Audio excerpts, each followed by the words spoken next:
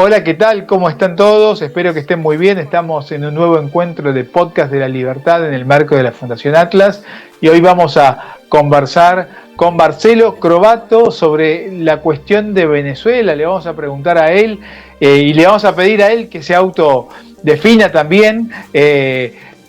Nosotros diríamos un venezolano, pero es un argentino que está fuera de Venezuela, y vamos a hablar sobre las perspectivas de Venezuela en estos días, que hay tantas preguntas: si es el fin de Maduro, estamos en transición, no va a pasar nada. Así que vamos a hablar con él sobre Venezuela y la libertad. Marcelo, ¿cómo estás? Un placer poder hablar con vos.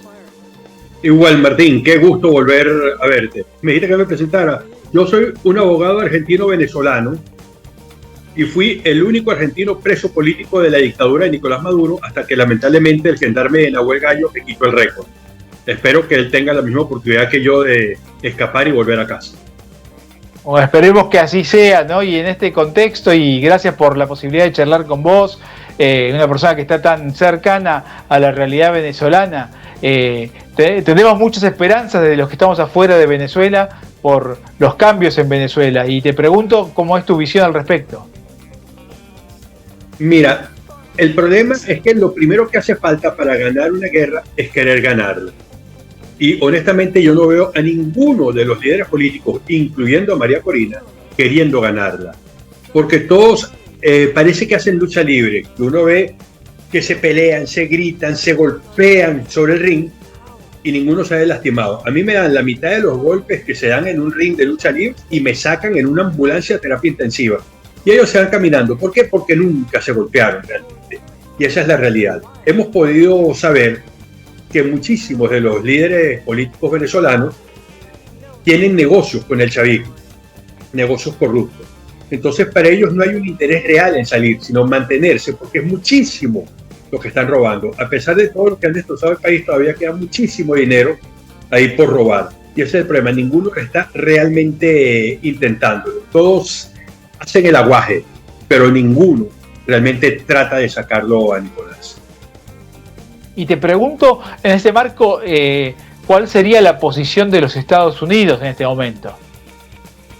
Mira, en la anterior presidencia de Donald Trump, él quiso sacar a Nicolás Maduro, sin embargo, se estrelló con la oposición venezolana. Él le pidió, sobre todo a Guaidó, cuando era presidente interino, que pidiese la intervención militar para él ejecutarla, porque él no quería que los Estados Unidos cargasen con el costo político de una invasión en América Latina. Si el presidente legítimo de Venezuela la pedía, era una acción de apoyo a un gobierno aliado para liberar a un país, pero no querían hacerlo. En realidad, Trump se decepcionó porque vio que el interés de ellos era más bien manejar los presupuestos y vivir como reyes y robarse el presupuesto que liberar a Venezuela. También él llegó a decir, todo esto que estoy diciendo, yo lo dije en su momento porque era mi apreciación, mi deducción lógica, y todo fue confirmado después por entrevistas que les hicieron, o libros que escribieron, artículos, tanto Mike Pence como Bolton, como el propio Donald Trump. Al final Trump dijo que él no veía a ninguna persona seria a quien pudieran entregarle el poder en Venezuela después de sacar a Maduro. Estados Unidos tiene ya la experiencia de lo que le pasó en Irán y en Irak, en Afganistán y en Irak, que sacaron un gobierno malo y realmente enemigo de ellos y no pudieron controlar el país. De hecho, en Afganistán nuevamente están los mismos malos, pero con más poder. Y en Irak no pudo instalarse nunca un gobierno.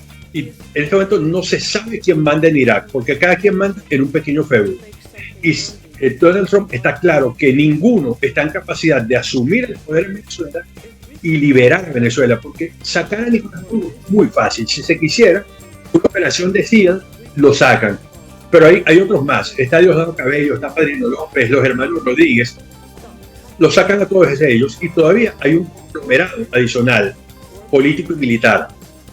Pero también están grupos irregulares. Los colectivos, que son fuerzas paramilitares armadas por el gobierno, los trenes y planes, que son grupos de delincuentes, son megabandas. Los planes son los líderes de las bandas criminales y los trenes se le dice así a algunas de las megabandas criminales que habría que controlar. Pero también está la guerrilla colombiana, está el FBL, que es la Fuerza Bolivariana de Liberación, que es una guerrilla a favor del gobierno, algo que es absurdo, pero en Venezuela existe. Y también hay informaciones muy serias, y las sostienen los israelíes, que hay células de yihadistas entrenando en Venezuela. Entonces, no es solamente sacar a Nicolás, es limpiar todo eso para que Venezuela pueda llegar a un momento de paz y de crecimiento. Y eso es muy difícil, y él no ve a nadie que sea capaz de enfrentar al chavismo y sacarlo, como se hizo en Alemania cuando terminó la guerra, que dijeron, los nazis no pueden seguir en el poder. Algunos se camuflaron, fue muy difícil sacar a todo el mundo, y también había personas que se tenían que inscribir en el partido nazi, era eso o morir, como hay gente que se ha inscrito en el Partido Socialista Único Venezolano, porque si no hacen eso no les dan las bolsas de comida medio podrida y cara, pero es lo único a lo que pueden acceder. Entonces es difícil hacer una limpieza completa, pero todos los cuadros tienen necesariamente que salir, porque no se puede, volvamos a la Alemania nazi, uno no puede gobernar cuando los alcaldes son del partido nazi. No, tú tienes que limpiar, tiene que llegar gente decente, y ninguno que haya estado con algún cargo de liderazgo en el Partido Socialista de Venezuela es gente decente, son todos criminales, porque el mejor de todos, el que menos crímenes ha cometido, extorsiona a los vecinos, con que si llegan a hacer algún comentario contra el gobierno, estar que no tienen agua, no tienen electricidad, no les van a dar las bolsas de comida. Entonces, el mejor de todos es un extorsionador en contra de sus vecinos. Y los denuncian, no solamente no les dan comida, los denuncian. Muchas personas han terminado siendo interrogadas en la policía, en la policía militar, porque su jefe de CLAP, jefe de cuadra, dijo, mire, usted como que es un contrarrevolucionario, lo mismo que pasaba y que pasa todavía. Entonces, toda esa gente hay que eliminarla completamente del poder para que Venezuela pueda empezar a crecer. No podemos crecer con los mismos delincuentes de siempre. Y te pregunto, y te pregunto cuál es el sentido de las naves americanas hoy cerca de Venezuela. ¿Cuál sería la apuesta del gobierno de Estados Unidos y qué sentido tendría, digamos? Yo creo que Trump lo que está, y esto es una opinión muy personal, está mostrando los dientes. Está diciendo, mira lo que puedo empezar a hacer si tú me molestas mucho. Y han hecho, yo creo que ya 4 o 5 ataques contra narcolanchas que las han destruido. Cosa que me parece perfecto. Media tonelada de droga en cada lancha es cualquier cantidad de muertos en las calles de Estados Unidos. Y Donald Trump tiene que proteger a los Estados Unidos, a más nadie.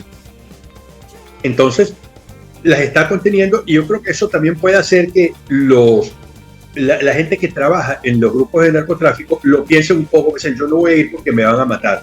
Pero no es una invasión, eso lo puedo decir con 101% de certeza. ¿Por qué? Los Estados Unidos no empiezan una operación militar hasta que no tienen un control total del cielo. No hay portaaviones, no hay aviones de combate. Alguien me dijo, pero los bombarderos B-2 Spirit pueden ir desde el centro de Estados Unidos. Los bombarderos no dominan el cielo, destruyen, pero no dominan el cielo. Eso lo tienen que hacer con aviones de caza. F-35, F-22, que son los que tienen ahorita. ¿Pueden despegar desde Aruba? No. Hay pistas donde podrían llegar, pero Aruba no tiene las condiciones logísticas ni de seguridad antiaérea para una operación militar continuada. Desde Panamá, no hay bases americanas en Panamá desde hace mucho tiempo, y es muy lejos. Desde Puerto Rico, también es muy lejos. Esos aviones no tienen un alcance tan largo, necesitan un portaaviones. El día que un portaaviones cerca de Venezuela, yo digo, hasta ese día llegó Maduro, porque si lo movieron, lo más probable es que sea para usarlo. De momento es solamente un cercarlo, mostrar los dientes e ir arruinando el negocio del narcotráfico. No hay invasión, tampoco hay suficientes soldados, porque creo que hay como 1.200 marines en el Iwo Jima, y con 1.200 hombres no invades Venezuela. Y para ir cerrando, te consulto y redondeando las ideas que dijiste, ¿ves cercana la idea de la libertad en Venezuela o el fin de Maduro en Venezuela? Lamentablemente no. A mí me encantaría que llegamos a un Nuremberg y agarrasen a él, a todo su grupo y a todos sus colaboracionistas, que están muchos en la oposición, y los cuelguen, como se hizo con los criminales de guerra. Pero no lo veo, porque ellos no tienen por qué salir, porque adentro están seguros, están protegidos. Cuando salgan son muy vulnerables y adentro tienen poder y manejan muchísimo dinero que pueden seguir creciendo. Y nadie está tratando de sacarlo, sobre todo, porque ningún político ha hecho lo necesario. Todos han hecho mucho aguaje, pero ninguno ha atacado. María Corina fracasó miserablemente en las elecciones, cuando la gente creyó en su palabra hasta el final y salieron a tumbar las estatuas de Chávez. Ella los contuvo y le dijo, devuélvanse a la casa. Y ahí se acabó toda la rebelión. ¿Iban a haber muertos? Sí, seguramente. Que yo recuerde, ni Bolívar ni San Martín ganaron la independencia sin que hubiese muertos. La Segunda Guerra Mundial no se ganó sin muertos. Yo quiero que haya muertos, no, pero objetivo, una realidad. Son criminales, ellos no van a salir porque se los pidan. Hay que sacarlos por las malas. Y por las malas quiere decir que alguna sangre se va a derramar. Y como dijo, creo que Patrick Henry, uno de los padres fundadores de Estados Unidos, el árbol tiene que ser regado regularmente con sangre de héroes y tiranos. Y ninguno está dispuesto a ir a ese enfrentamiento. Se esconden detrás de un pacifismo, pero es cobardía, comodidad y cuidar los negocios. Porque si quisieran liberar a Venezuela, habrían hecho como hizo Bolívar, que dijo, vamos, o hizo San Martín, que dijo, tenemos que llegar a Argentina, y lo primero hecho, vamos a Chile, sacamos a los españoles de ahí y subimos hasta Perú, y ahí cuidamos la Argentina. Yo no vi a San Martín diciendo, bueno, vamos a ir a elecciones a ver si le ganamos a los españoles, ¿no? Los grandes y se los llevó. Bolívar a todos se los llevó. El general agarró los llaneros y se los llevó. Ganaron y somos libres. Bueno, éramos libres en Venezuela, en Argentina. Ahora estamos siendo cada vez más libres. Marcelo, muchísimas gracias por clarificarnos la información que tenemos desde acá. Tenemos una versión un poco más optimista, menos realista, pero por eso siempre es bueno hablar con los que saben para tener una visión mucho más clara y moderar también las expectativas y ver qué es lo que va a suceder en el país petrolero del norte de Sudamérica. Lamento mucho no poder ser optimista, pero yo pasé por el ejército, por inteligencia del ejército, y ahí aprendí a evaluar estas cosas, a investigarlas, y lamentablemente toda mi formación me dice que todavía no. Y sobre todo, porque nadie quiere, porque sí habría habido oportunidades.